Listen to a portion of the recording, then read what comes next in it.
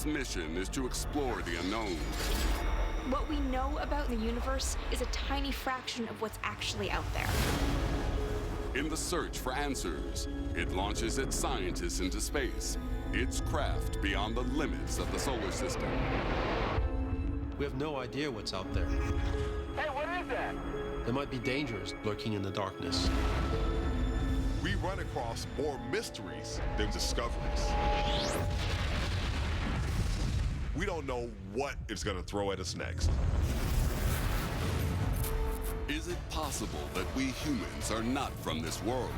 It's not completely idiotic to say maybe we all come from Venus. A runaway satellite puts astronauts in danger. They now have a rogue satellite in low Earth orbit.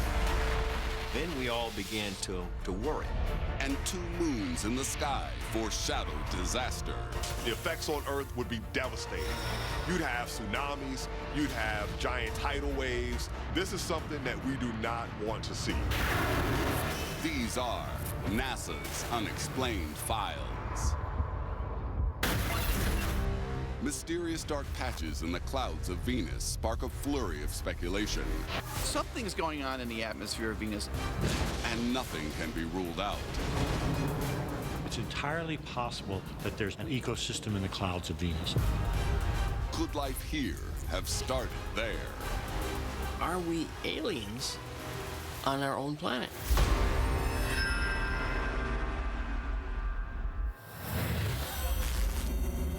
For centuries, astronomers thought that Venus was a Garden of Eden. Venus and Earth are actually remarkably similar planets. Both about the same size, about the same place in the solar system, made of basically the same stuff. So it's reasonable to imagine early Venus as an ocean planet, very much like the Earth. Warmer, somewhat, because it was closer to the sun.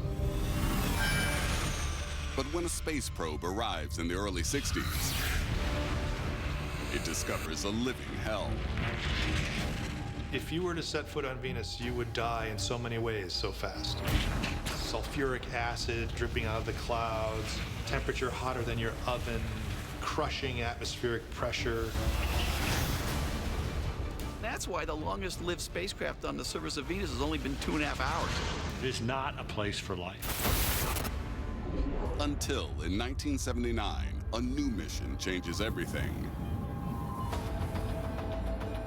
NASA's Pioneer orbiter sends back the most detailed images of Venus humans had ever seen. Its advanced ultraviolet camera reveals strange, dark streaks within the clouds. To the eye, Venus is a bland yellow ball. But if we look only at the ultraviolet light that's coming back, we notice that there's gaps, there's dark areas. Something unknown in the dark patches is absorbing UV light instead of reflecting it back. So something's going on in the atmosphere of Venus up in the cloud level, something that we do not understand. Astronomers first look for a chemical explanation that could cause this kind of effect. Venus is full of sulfur in different forms.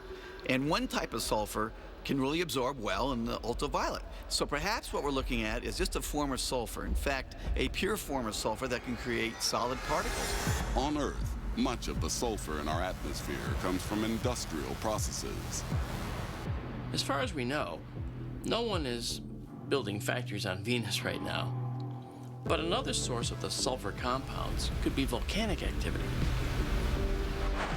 But the type of sulfur found in Venus's upper atmosphere is unlikely to be volcanic. When we go and look at the exact colors of these sulfur particles and compare it to the colors that we see on Venus images and spectra, we find that's not an exact match. In fact, the match is a little bit off. So it has us very concerned that there's something else going on. The mystery deepens when NASA discovers traces of 2 incompatible elements in the atmosphere: hydrogen sulfide and sulfur dioxide. When you put these 2 chemicals together, they react. They can't just exist side by side. But somehow, in the Venusian atmosphere, that's exactly what's happening. So how do you have both of these molecules coexisting at the same time on Venus?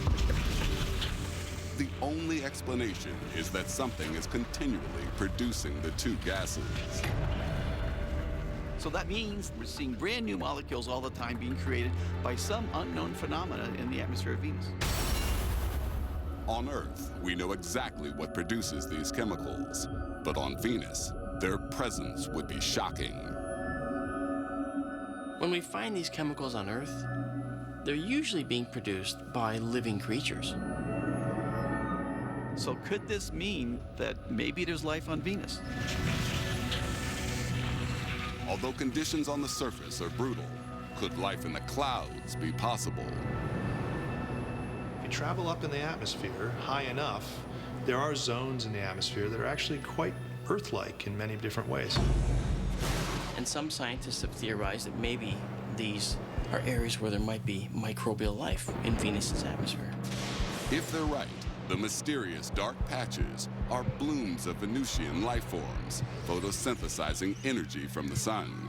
It's entirely possible that there's a microbial ecosystem in the clouds of Venus, harvesting sunlight, producing biomass, cycling that biomass, and happily living in cloud droplets. That would be a fascinating find. Early in the planet's history, Venusian oceans had all the ingredients for life. But as the sun got hotter, the oceans evaporated. Being close to the sun, the ocean started boiling away, turning into steam, which actually then created a runaway greenhouse effect. Organisms are going to move with the water and into the atmosphere, and they're going to take up life in the clouds. They're not going to be on the surface anymore. And that opens up a fascinating possibility.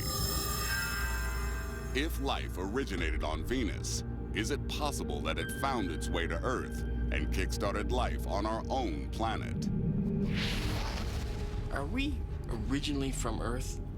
I know that sounds like a weird question, but scientists are actually considering that possibility. Intriguing evidence indicates that rocks may have carried living creatures between the planets.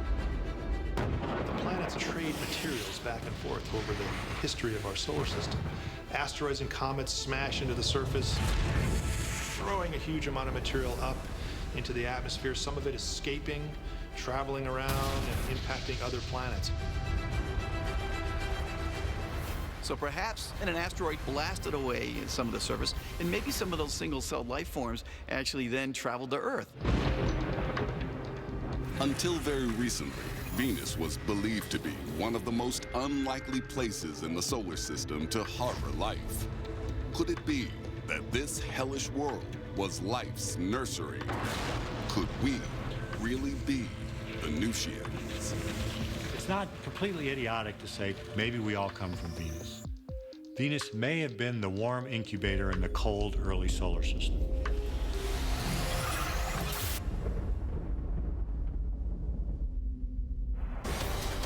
Coming up, a mysterious satellite malfunction puts NASA's astronauts in danger. It's bad enough that they missed retrieving the satellite, but the problem's worse. They now have a rogue satellite in low Earth orbit.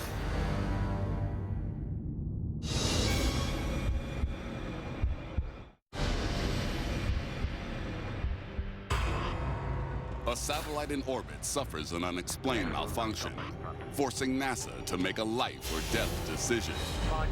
You're always weighing it's a valuable piece of gear versus how much risk is there to it causing a catastrophe with the crew. Can NASA pull off the most audacious rescue mission in the history of shuttle flight? We weren't sure we were going to be able to do this.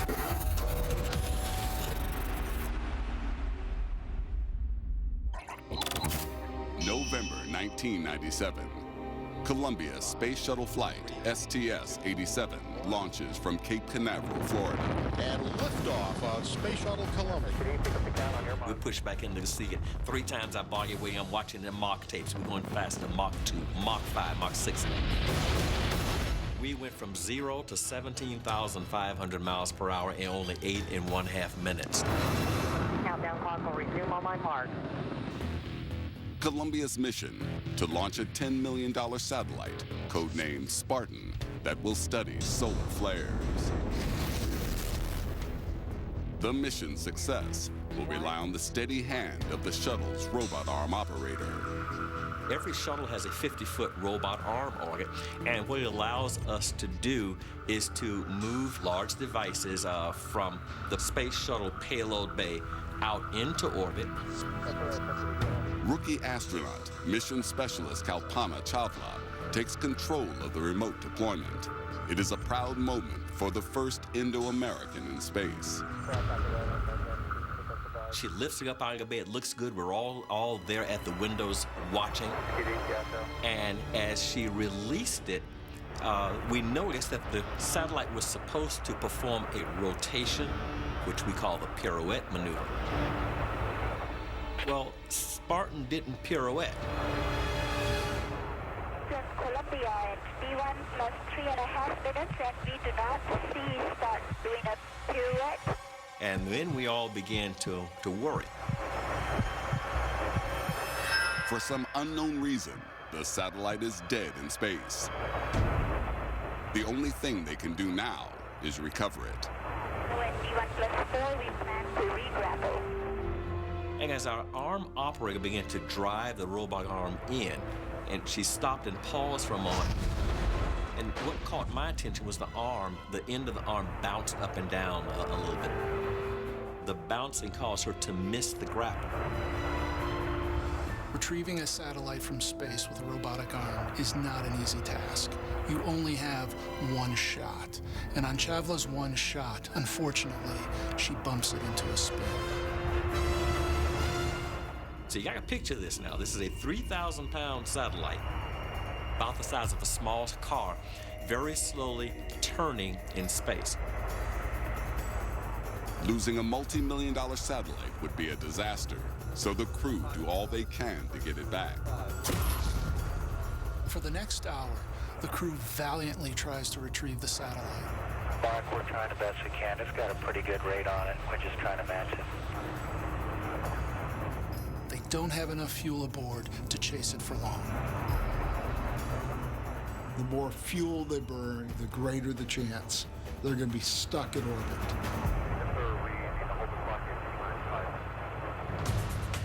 The astronauts consider the possibility of catching the satellite by hand, but it's an option that is fraught with danger. Spacewalk has, natural inherent risks. They have more danger than when you're sitting back inside the spacecraft. But on the other hand, Spartan is worth $10 million. Recovering something like that, you're always weighing it's a valuable piece of gear. We want to bring it back versus how much risk is there to it hitting the space shuttle or to it causing a catastrophe with the crew. It's hard to quantify the length of time that goes into building something like a satellite. It takes years, decades, sometimes whole careers. And here, in an instant, this one is potentially slipping away. 170 miles above the Earth, Winston Scott and his colleague Takeo Doi prepare for their last-ditch rescue mission. And good morning, Columbia. We sure have a lot of work ahead of us. Time to roll up our sleeves. All spacewalks are risky, but this one is even more dangerous than usual. We were improvising on the fly. We didn't know how long it was going to take. To catch the satellite, the astronauts need both hands. They are forced to try an incredibly hazardous maneuver. We can't anchor ourselves with our hands. We need our hands free to catch the satellite. So we anchor our boots into foot restraints on the side of the shuttle. One mistake, and the rogue satellite could knock Scott or Doi tumbling into space. Flight Commander Kevin Kregel edges the shuttle slowly towards the satellite. I can recall calling out to Kevin, okay, the satellite is aft about 5 feet. He would fire the jets and move us back a little bit. Okay, hold, stabilize. Kregel inches the shuttle alongside Spartan. It is now within touching distance. I then gave to Cal the cues that we had practiced. Stand by. Stand by. Stand by. capture. Okay. Now I've got my end. I got my end. Instantly, you can feel all of that mass. I knew I had a handful of 3,000 pounds worth of structure. Scott and Doy may have hold of the satellite, but it is far from under control. Okay, now that we've got it, Mr. Doy, let's decide what we're going to do with it. But now we have to change our hand position so that we can manipulate this satellite to the one orientation that will allow us to lock it into the bay. Because 3,000 pounds of mass could easily go out of control on it. Inch by inch, they rotate it into place. It takes 3 hours before it is secure inside the payload bay. We'll lock it down into place on its support structure. There's going to be a lot of celebrating down here. Just fantastic work. Nice job today. We could have very easily shied away from it, but that wasn't his nature. That's not my nature. That's not the nature of astronauts.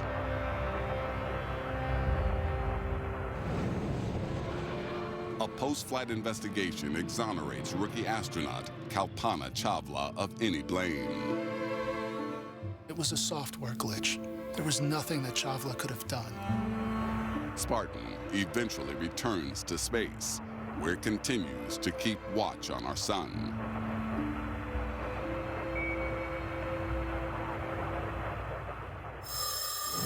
Up next, terrified Roman soldiers report seeing 2 moons in the sky.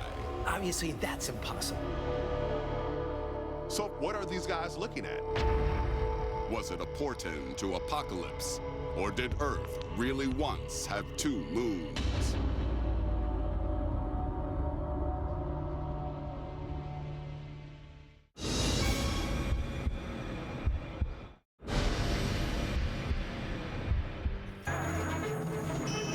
(217 BC, Italy. The Roman Republic is in the midst of a bloody war with Carthage. Witnesses at the Roman city of Capenna report seeing something that defies belief. There's reports of eyewitnesses observing 2 moons rising in the sky. If you see 2 moons in the sky up here all of a sudden, you're gonna be pretty shocked. The Romans take the sightings as a portent of doom. Can you imagine as a soldier marching into battle and seeing 2 moons rising in the sky? That's a terrible omen. It could easily spell disaster. Shortly after, the Romans suffer their worst defeat of the war as 2 legions are ambushed and drowned on the banks of Lake Trasimene. It looks like the omen came true. But that's impossible. Today, with modern science, we know it's not possible to have had 2 moons at that time. So what was going on? So the question is, what were they seeing?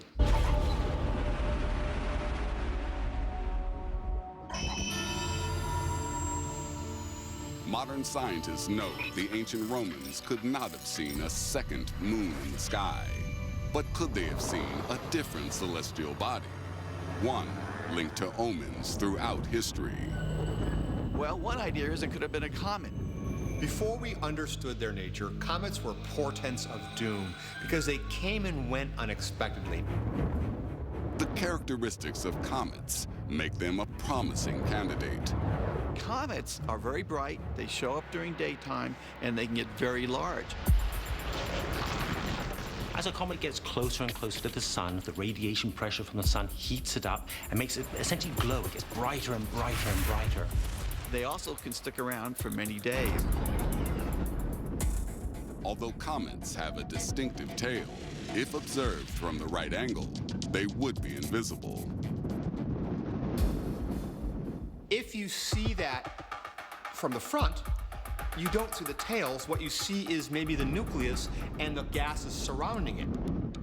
So to a Roman soldier out in the fields, he could look up in the sky and during daytime and see the real moon and then see this other object up there, and it could look like a moon to him.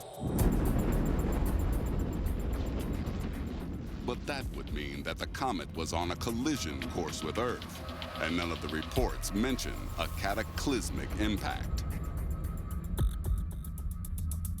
So could the mysterious moon actually be a larger object, but further away? Could it have been a planet? Well, we know that there are other planets visible at various points in time in the evening sky. Could Mars look large enough to appear to be a second moon? In August 2003, Mars made its closest approach to the Earth for nearly 60,000 years. People expected to go out and see Mars in the sky almost the size of the full moon, but sorry, it was nothing like that. Mars did look bigger than it ever had done before, but it was still just a tiny speck of light. Nobody would ever mistake that for a second moon. No planet in our solar system could ever look large enough to be mistaken for a moon, even by superstitious Romans. But the Earth, once having a second moon, is far from ridiculous.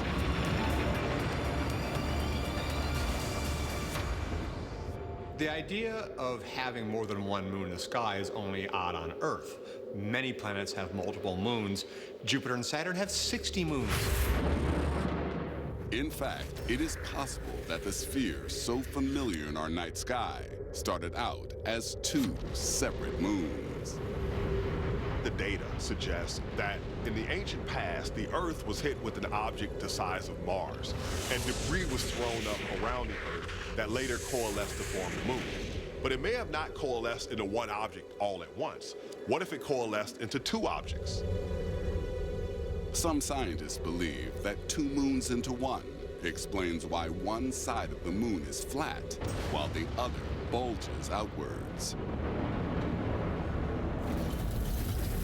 We think that you ended up with a moon that's two objects that have now become one. And that's why the crust on one side of the moon is very different from the crust on the other side. But if Earth did once have two moons, it was a very long time before the Roman sightings. This process took place 4 billion years ago, millions and millions of years before the existence of the Roman Republic. There's no way that those soldiers saw any of this. And that is just as well, because if the moon had an identical twin, the combined gravitational forces would have horrifying consequences. The effects on Earth would be devastating. You'd have tsunamis, you'd have giant tidal waves. The rotation of the Earth would change. You'd have atmospheric effects, huge storms. This is something that we do not want to see. But the Romans are not alone. Throughout history, there have been numerous reports of two moons. No single explanation has been able to account for these dramatic sightings. The mystery remains unexplained.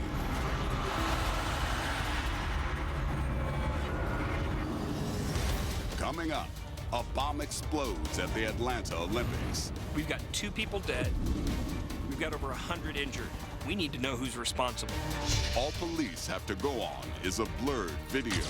The footage was so poor quality, they couldn't match it up. It's really hard to see what's going on, but this evidence is key to the investigation.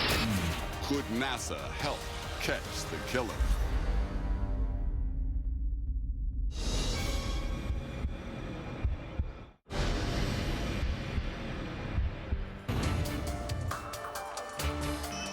July 1996, and Centennial Park, Atlanta is buzzing. Summer Olympics were being held in Atlanta. Big event, as the Olympics are anytime. An explosion rips through the crowd. The aftermath is devastating. We've got 2 people dead. We've got over 100 injured. We need to know who's responsible. The FBI is desperate to catch the murderer. The eyes of the world were watching the Olympics in Atlanta. This turned into one of the biggest manhunts in the FBI's history. But the case is cracked by NASA's solar imaging team.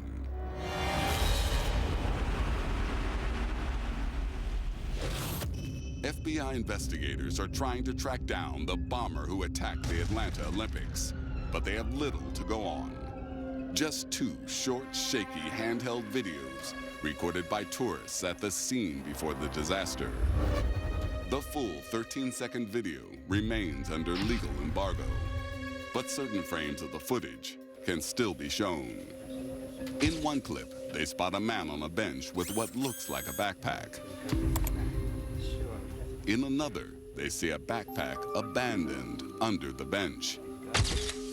But are the 2 packs one and the same? And if it is the backpack carrying the bomb?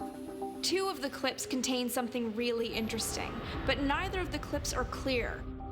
The quality of the images was so poor they couldn't match them up. The FBI tries to clean up the pictures, but its equipment just can't handle the poor image quality.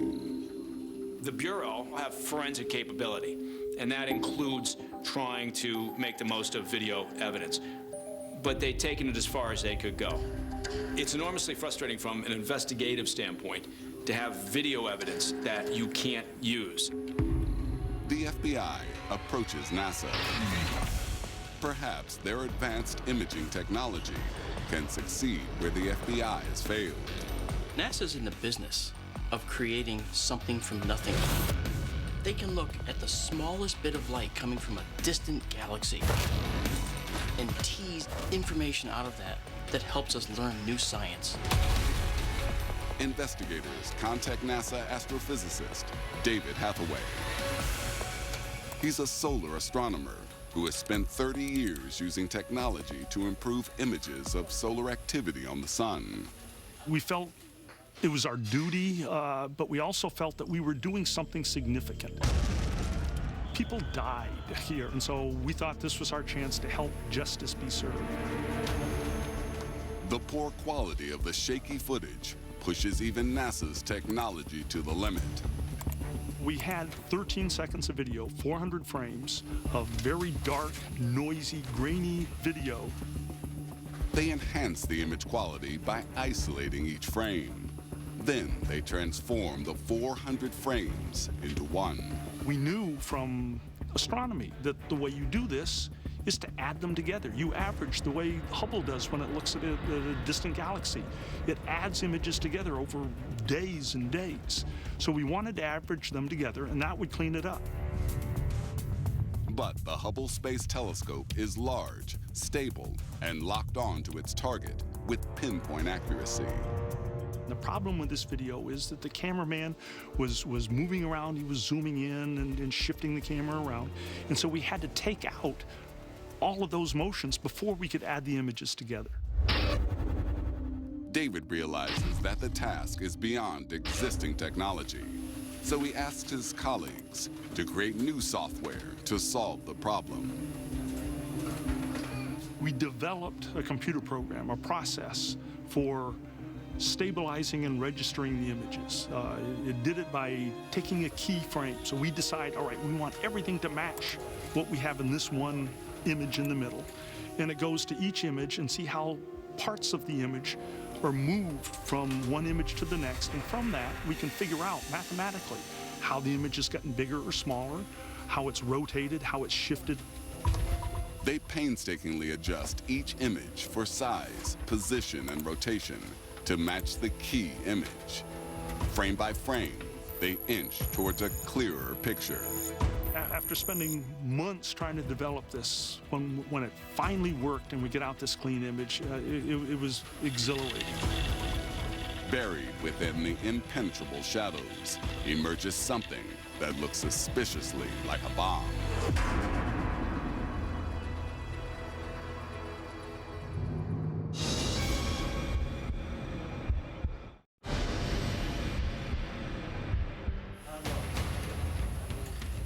NASA scientist David Hathaway and his team have successfully cleaned up an image from the Atlanta bombing.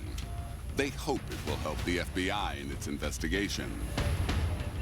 The image was good enough that the FBI can now not only identify that it was a backpack, but that it was a military Alice pack used by branches of the military.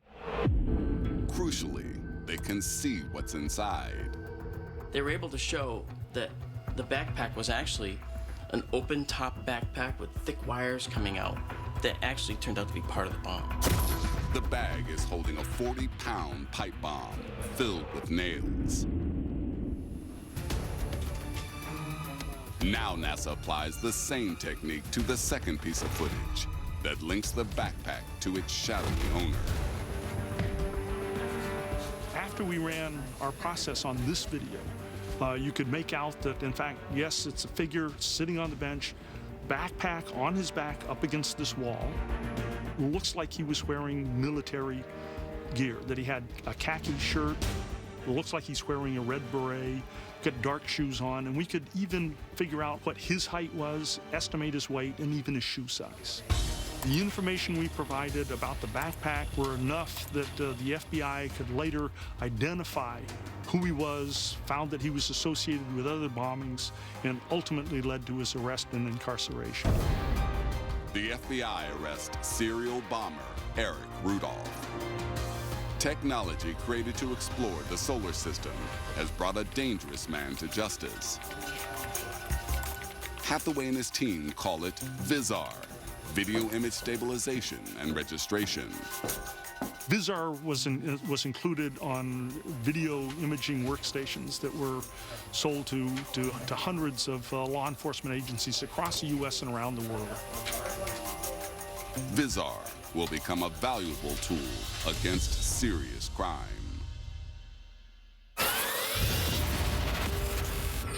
A photo taken on a NASA mission reveals something truly mystifying. What kind of an object would look like that? We don't know. It's extremely peculiar. Could NASA be conducting a secret experiment? And here it is on NASA's own photograph, 5 disc-shaped craft. And if it's not NASA, what else could be out there? What on earth could these things be?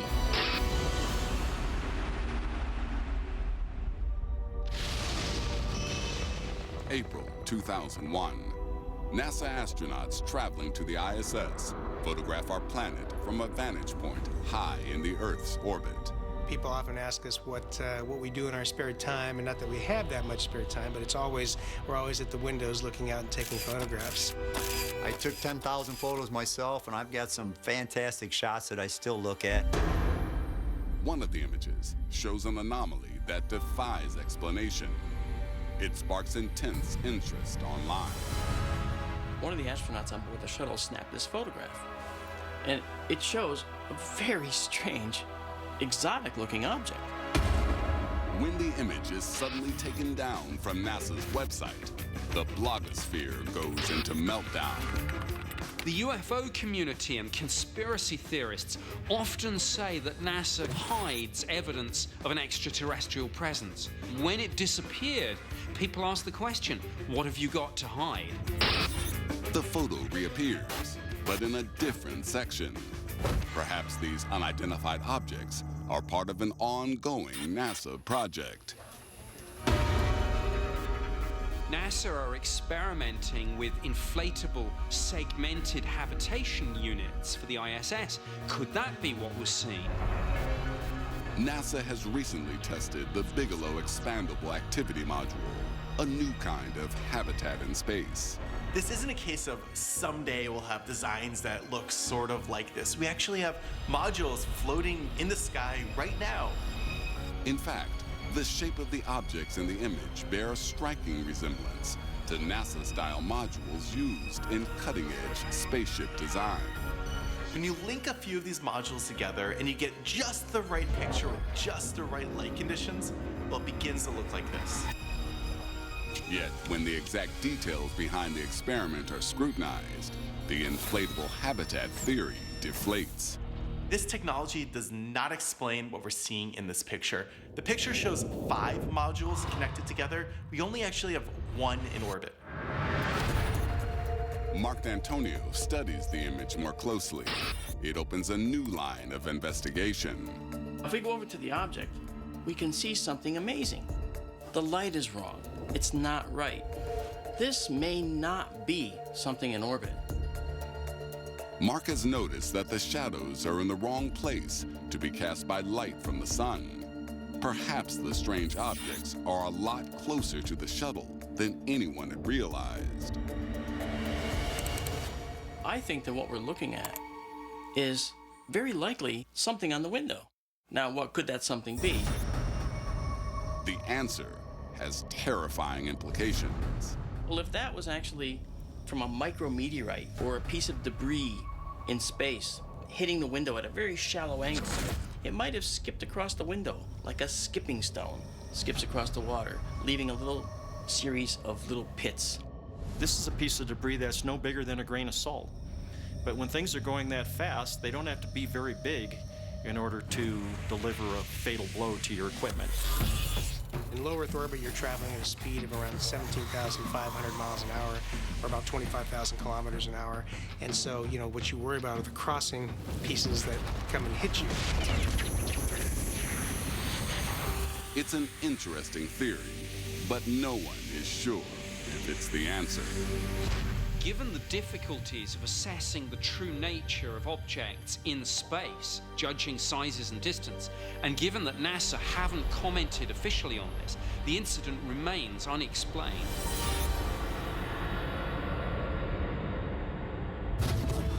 Up next, when the Planet Hunter telescope suddenly goes offline. Kepler's not talking to anybody. For all intents and purposes, it might as well be dead. Could foul play be to blame?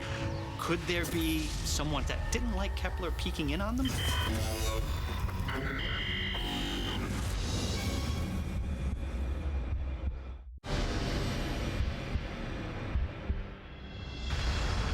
March 2009. NASA launches the $600 million Kepler telescope to search for new distant worlds.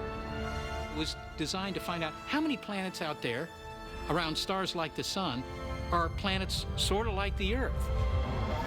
Nicknamed the Planet Hunter, Kepler discovers nearly 5,000 worlds in an unexplored section of the Milky Way. It's finding planets that are about the size of the Earth and at a temperature where you could have liquid oceans, maybe an atmosphere. But in April 2016, the Planet Hunter does something completely unexpected. All hell breaks loose. Kepler is in emergency mode. Kepler has never gone into emergency mode, and it's just doing all it can do just to maintain communication. When you get that emergency signal at Mission Control, it's like a black cloud has descended over it. This is the news nobody wants to hear. Why has NASA's Planet Hunter gone down?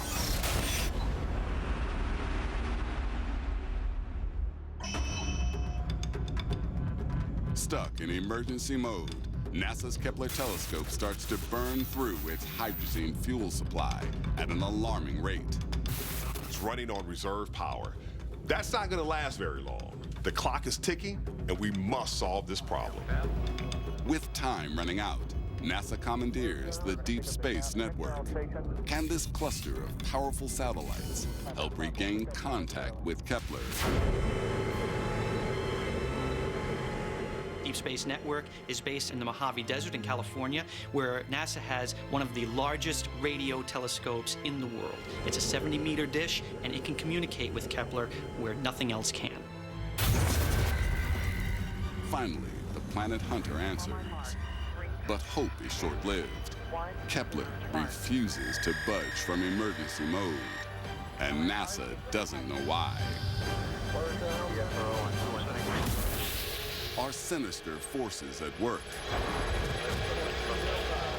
There have been several attempts to interfere and hack into NASA spacecraft. Just as other nations can hack the U.S. power grid or our companies, you can also hack satellites. Did somebody hack Kepler? Did a unfriendly foreign nation try to break into it? What happened that put Kepler into the position that it's in now?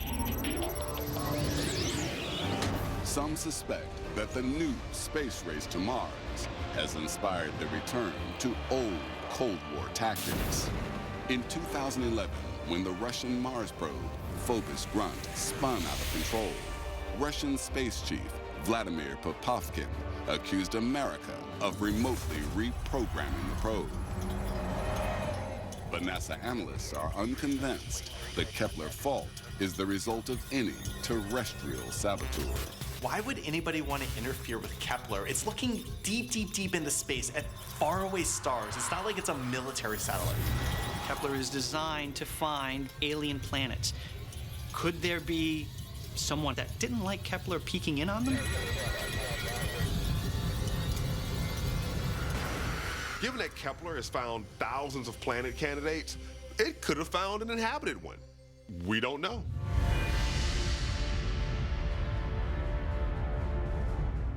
Burning fuel and drifting deeper into space, the Planet Hunter is rapidly slipping away. If mission engineers can't get Kepler out of emergency mode, K2 is over. Kepler is dead. The engineers have one last chance. As Kepler's antennae spin to face the Earth, they send the abort code and order Kepler to purge its telemetry data. Then they begin to upload a new command sequence. After days of hard work by mission engineers at NASA, Ball Aerospace, and the University of Colorado, Kepler is brought back online.